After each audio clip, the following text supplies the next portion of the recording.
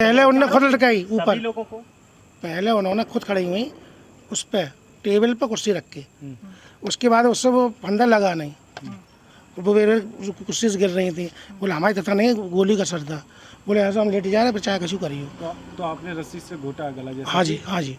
तो कैसे सीरियल कैसे रहा? पहले पत्नी को घोटा कि पहले बच्चों को? पहले पत्नी, फिर बच्चे। बच्चों को भी बता रखा था आपने पहले? नहीं, बच्चों को वो पहले नहीं बताया था, उन्होंने मना कर रखा था।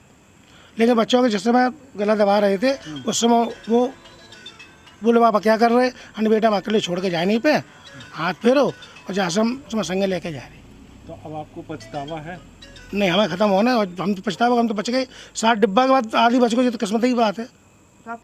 अभी आपने जिस आदमी को सुना उसका नाम है मुकेश वर्मा, और वो बता रहा है कि कुछ देर पहले उसकी बीवी और तीनों बच्चों की मौत हो जाती है, जो कि बोल रहा है कि हमने डिसाइड किया था हम मास सुसाइड करेंगे, एक साथ सुसाइड करेंगे, लेकिन इसका प्लान बदलता है और ये चला जाता है रेलवे स्टेशन चला जाता है, वहां पटरी पे सो जाता है। इसके ऊपर से 7 डिब्बे चले जाते हैं, लेकिन इसे कुछ होता नहीं। ये कहता है कि ये चमत्कार है। क्या आपको ये चमत्कार लग रहा है? क्या इसके पीछे एक गहरी साजिश थी?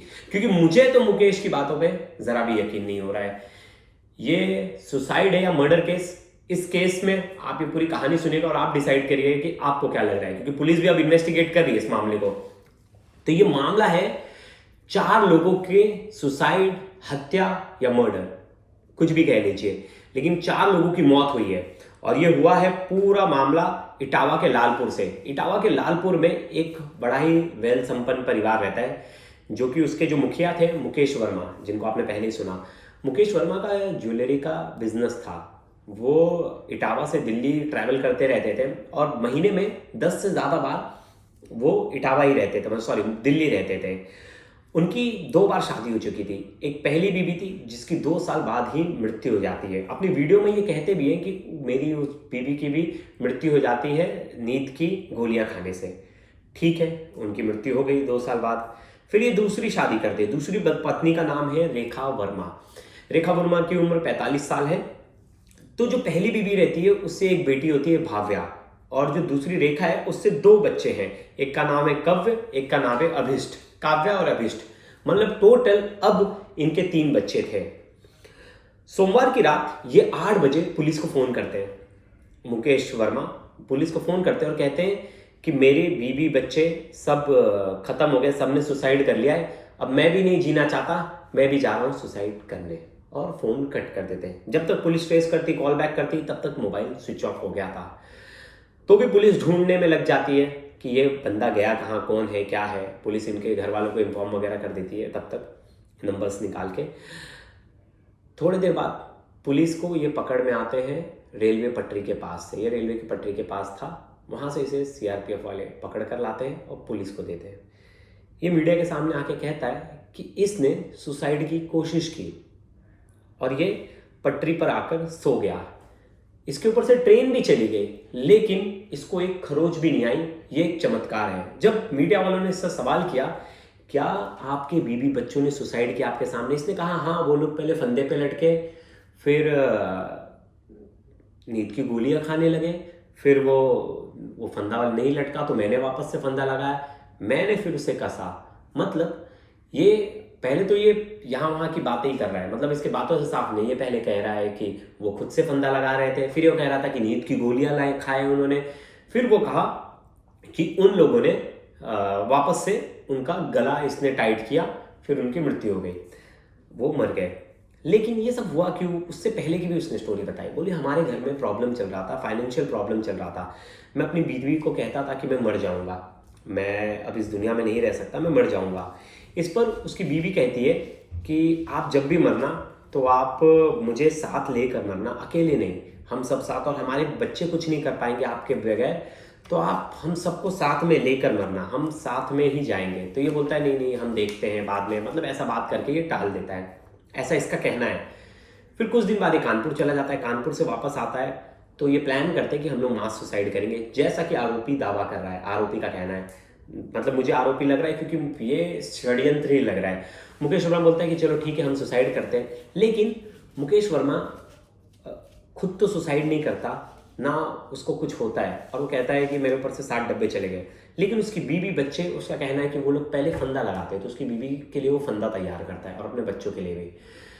लेकिन बच्चे क्या इसमें राजी हो गए थे, रेडी हो गए थे क्या? सच में बीवी रेडी हो गई थी? ये कहते हैं फंदा लगाते हैं और फंदा लगता नहीं, वो हिल डुल के गिर जाते हैं। फिर ये कहता है कि मैं नींद की गोली देता हूँ उनको, नींद की गोली देता हूँ, फिर भी नहीं लगते, फिर मैं वापस से फंदा लगाता हूँ। ये यहाँ पकड़ाता है मुकेश वर्मा का झूठ, जो कि मुझे ऐसा लग रहा है कि मुकेश वर्मा यहाँ झूठ बोल रहा है।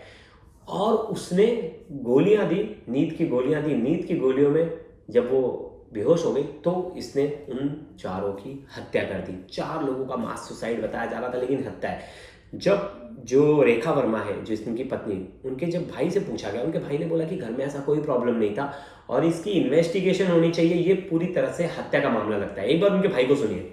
क्या ये हमको ऐसा मालूम भी नहीं था, कभी हमने सोचा भी नहीं था कि ऐसी घटना होगी। और ये इसका खुलासा तब होगा जब मुकेश ये पकड़े जाएंगे तब, ठीक है। उसके बाद खुलासा हुआ क्या है क्या नहीं है, क्या राज है ये।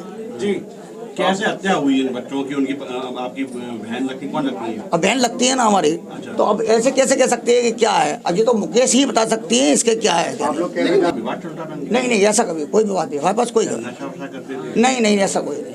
जैसा कि आपने भाई को सुना, भाई का साफ साफ कहना है कि मेरी बहन और परिवार में कोई भी ऐसा विवाद नहीं चल रहा था जिसके लिए वो लोग इतना बड़ा कदम उठा ले। इसकी जांच होनी चाहिए या आत्महत्या हो सकते हैं। वहीं जब मुकेश से मीडिया ने पूछा था कि तुमने ये क्यों किया और क्या हो रहा था, तो उसने पूरी बात बताई थी वीडियो में कि मेरी बीवी से मेरी पहली बात हो गई थी, हम सुसाइड करेंगे। वो भी सुनिए एक बार। कुछ 8-10 साल से घरेलू कुछ उलझन दिमाग में चल रही थी, उस चक्कर में हम सहन नहीं कर पा रहे। तो उसके बाद अभी 2 साल से दिल्ली से और टेंशन हमारे ऊपर ज़्यादा लग गई, वो झेलना मुश्किल था। तो मैडम बोली क्या टेंशन में ऐसा मन हो रहा हम ख़त्म हो जाए। तो बोले अगर तुम खत्म हो तो संगे हमें लेकर चलिए, नहीं तो हमारे तुम्हारे पीठ पीछे कोई देखने वालों नहीं है, ना हमारे मायके कोई सक्षम वालों है, तो ना बच्चा ऐसे जो नौकरी करके घर चलाए ले, कहीं खर्चे सबके है भी है, जाना साथ में लेके जाना। तो अभी करवा चौथ की पहले ऐसी बन के हमने आज हम खत्म होने जा रहे थे, बोले ऐसा काम ना करियो संग ही करियो। तो आपने सुना, दोनों ही चीज़ों में बहुत ज़्यादा फेरबदल है और मुकेश की बातों पे भरोसा नहीं किया जा सकता। अब पुलिस को इन्वेस्टिगेशन करना है और बहुत सारे ऐसे सबूत हैं जो सवाल खड़े करते हैं। पहला सवाल है कि जहां उनकी डेड बॉडी मिली वहां कहीं भी खून खराबा नहीं था, लेकिन गर्दन पर निशान थे। तो क्या फांसी लेने से ही उनकी मृत्यु हुई या उनका गला घोटा गया दवाइयां खिला के?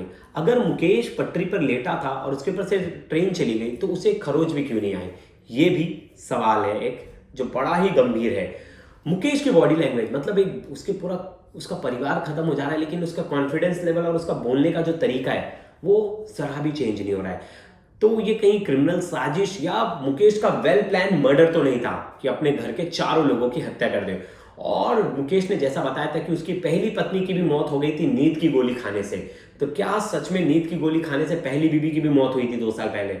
ये सब सवाल में मुकेश और इस पूरी फैमिली की जो हिस्ट्री है छुपी है, और अब पुलिस को इसमें साफ करना है, इन्वेस्टिगेट करना है कि क्या सच में ये सुसाइड था या एक बहुत ही शातिराना मर्डर जिसने मुकेश ने इसे वेल प्लान किया।